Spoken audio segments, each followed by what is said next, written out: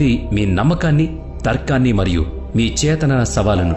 ఈ విషయాలు కేవలం చరిత్ర లేదా సైన్స్ మాత్రమే కాదు, ఇవి శాస్త్రాలకు అతీతంగా ఉండేవి. గుజరాత్లోని జునాగఢ్లో ఉన్న గిర్నార్ పర్వతం ఏమాత్రం సాధారణమైంది కాదు. ఇది హిమాలయాల కంటే పురాతనమైంది. అందుకే అన్ని పర్వతాల్లో దీన్ని భీష్మ పితామహుడు అని పిలుస్తారు. ఇక్కడ ప్రతి రాయిలో, ప్రతి గుహలో ఒక వింత శక్తి దాగుంది. ఆ శక్తిని ఇప్పటికీ విజ్ఞాన శాస్త్రం పూర్తిగా అర్థం చేసుకోలేకపోయింది. గిర్నార్పై ఎన్నో చిన్న చిన్న గుహలున్నాయి. కొన్ని గుహల శిలాశాసనాలు ఎంత పురాతనమైనవంటే వాటిని చదవడం కూడా అసాధ్యం. స్థానికుల కథనం ప్రకారం ఈ గుహల్లో అనంతమైన లోతులకు వెళ్లే సొరంగ మార్గాలున్నాయి.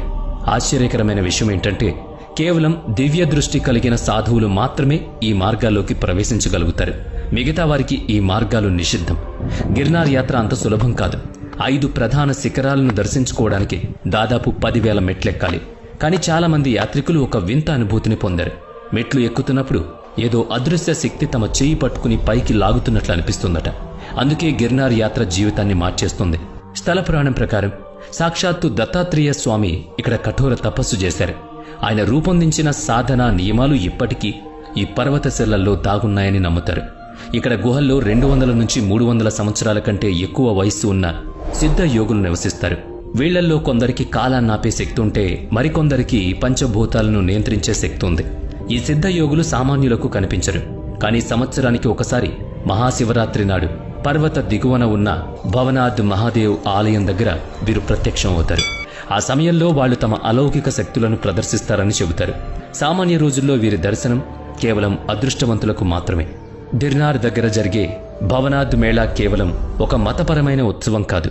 కుంభమేళా తర్వాత భారతదేశంలో సాధు సంతులు అత్యంతగా పాల్గొనే 2వ అతిపెద్ద మేళా ఇదే. ఈ రోజు దేశం నలుమూలల నుంచి వేలాది మంది నాగసాధువులు, తపస్వీలు గిర్నార్ పర్వత సానువుల్లోకి చేరుకుంటారు. రాత్రివేళ శంఖాలు, నగారాలు, గంటల శబ్దాల మధ్య సాధువులంతా మృగీకుండ్లో పవిత్ర స్నానం చేస్తారు. ఆ సమయం మొత్తం హరహర మహాదేవ నినాదాలతో ఆ ప్రాంతం మారుమోగుతుంది. కానీ ఇక్కడే ఒక విచిత్రం ఉంది. ప్రతి మహాశివరాత్రి నాడు ఈ కుండ్లో స్నానానికి దిగిన నాగసాధువుల్లో కొందరు మళ్ళీ ఎప్పటికీ బయటకు రారు. వారు 84 మంది సిద్ధ పురుషుల సమూహంలో కలిసిపోతారు.